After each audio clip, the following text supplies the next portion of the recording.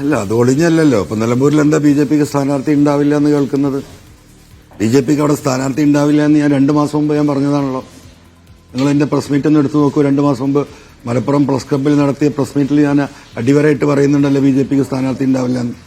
ആ പറഞ്ഞതിന്റെ അർത്ഥം എന്താണ്? ഈ പറയുന്ന CPM-ഉം RSS-ഉം ബി ജെ പിയും പച്ചയായിട്ട് കൈകോർക്കുകയല്ലേ. ഇതല്ലേ 8 മാസം മുമ്പ് ഞാൻ പറഞ്ഞു വന്നത്. അതിലേക്കല്ലേ കേരളം പോയിക്കൊണ്ടിരിക്കുന്നത്. ഇതൊക്കെ കാണുമ്പോഴും ഇത് മനസ്സിലാവാത്ത ചില ആളുകൾ ഇവിടെ ഉണ്ടെങ്കിൽ നിവൃത്തിയൊന്നുമില്ല അതിന്. അത് നിലമ്പൂരിലെയും കേരളത്തിലെയും ജനങ്ങളത് തിരിച്ചറിഞ്ഞുള്ളൂ. ലീഡർഷിപ്പിന് അത് തിരിച്ചറിയാൻ കഴിയുന്നില്ലെങ്കിൽ ജനങ്ങളത് തിരുത്തും. അത്രയും എനിക്ക് അതിനെക്കുറിച്ച് പറയാനുള്ളൂ. അതൊരു വസ്തുതയല്ലേ.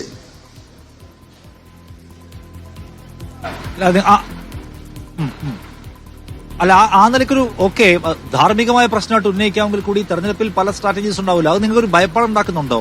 BJPക്ക് അവിടെ സ്ഥാനാർത്ഥിയില്ല, VD ജയസും സ്ഥാനാർത്ഥിയെ നിർത്താൻ ഉദ്ദേശിക്കുന്നില്ല എങ്കിൽ ഇവിടെ വേറെ ചില കൺസോൾട്ടേഷൻസ് ഉണ്ടാകുമെന്ന ഭയപ്പാടുണ്ടോ? തീർച്ചയായിട്ടും അത് ഉണ്ടാകുമല്ലോ. എന്തുകൊണ്ടാണ് പിണറായി ഇങ്ങനെ ന്യൂനപക്ഷങ്ങളെ തള്ളി സ്ഥിരമായി പറഞ്ഞുകൊണ്ടിരിക്കുന്നത്?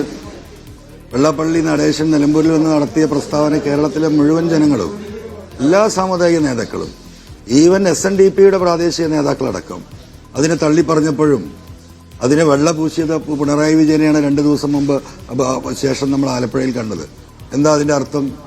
എന്താണ് അതിന്റെ അർത്ഥം? എന്താണ് വിവരമുള്ളവൻ കൂട്ടി വായിക്കേണ്ടത്?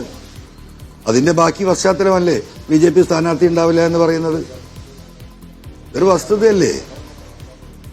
ഇതൊന്നും മനസ്സിലാക്കാതെ ഇങ്ങനെ നടന്നാൽ നോക്കാം നമുക്ക്. എനിക്ക് അത്രയും കുറിച്ച് പറയാനുള്ളൂ. എന്ന് വെച്ചാൽ അൻവർ, താങ്കൾ സംസാരിക്കുമ്പോൾ ആകെപ്പാടെ ഒരു കോൺഫിഡൻസ് ലോസ് ഫീൽ ചെയ്യുന്നുണ്ടല്ലോ. അതായത് ഇവിടെ വന്ന് വെള്ളാപ്പള്ളി നടേശൻ വിദ്വേഷ സ്വഭാവമുള്ള ഒരു സ്റ്റേറ്റ്മെന്റ് നടത്തുന്നു. പിണറായി വിജയൻ പിറ്റേന്ന് അദ്ദേഹത്തെ പൂർണ്ണമായും പുകഴ്ത്തി സംസാരിക്കുന്നു. BJPക്കും BD ജയസിനും ഇവിടെ ഒരു കാൻഡിഡേറ്റ് ഉണ്ടാവുന്നില്ല. അപ്പൊ മൊത്തത്തിൽ വേറെ ഒരു സമവാക്യം വർക്ക് ചെയ്യാൻ പോവുകയാണ്. അതിന്റെ കൂടെ ഇവിടെ ഇപ്പൊ നിങ്ങൾ പ്രഖ്യാപിക്കാൻ പോകുന്ന സ്ഥാനാർത്ഥിയെ നോക്കിയിട്ട് വേണം എന്താ പറയുന്നത്, റിലീജിയസ് ഫാക്ടേഴ്സ് വരെ പരിഗണിച്ചാണ് ലെഫ്റ്റ് അടുത്ത സ്ഥാനാർത്ഥിയെ തീരുമാനിക്കാൻ പോകുന്നത്. ഒപ്പം UDF-ന്റെ മേൽ ജമാഅത്തെ ഇസ്ലാമി, മുസ്ലിം ലീഗ് പോലുള്ള ചാപ്പ ആഞ്ഞടിക്കാനും പോവുകയാണ്. നിങ്ങൾക്ക് അത്ര എളുപ്പമായിരിക്കില്ല, കുറച്ച് കോംപ്ലിക്കേറ്റഡ് ആയിരിക്കും കാര്യങ്ങളെന്ന് തോന്നുന്നുണ്ടോ? അല്ല, കോംപ്ലിക്കേറ്റഡ് ആയിക്കൊണ്ടേയിരിക്കുകയാണ്. വളരെ ഈസി ആയിട്ട് ജനങ്ങൾ ഈ പിണറായിക്കെതിരെ വോട്ട് ചെയ്യാൻ കാത്തിരിക്കുന്ന വോട്ടർമാരുടെ മുന്നിൽ അതിനനുസരിച്ച് കാര്യങ്ങൾ പ്രസന്റ് ചെയ്യാൻ ബാധ്യസ്ഥരായവർ, അവരുടെ ആ ബാധ്യത നിറവേറ്റപ്പെട്ടിട്ടില്ലെങ്കിൽ എന്ത് സംഭവിക്കുമെന്നതിനെ കുറിച്ച് ഞാൻ ഇപ്പൊ പറയുന്നില്ല, നമുക്ക് പിന്നെ പറയാം. ഓക്കെ, ബാധ്യത നിറവേറ്റിയെന്ന് വെച്ചാൽ താങ്കൾ ഉന്നയിക്കുന്നത് സ്ഥാനാർത്ഥി ആരാണെന്ന തീരുമാനത്തെ കുറിച്ചാണ്.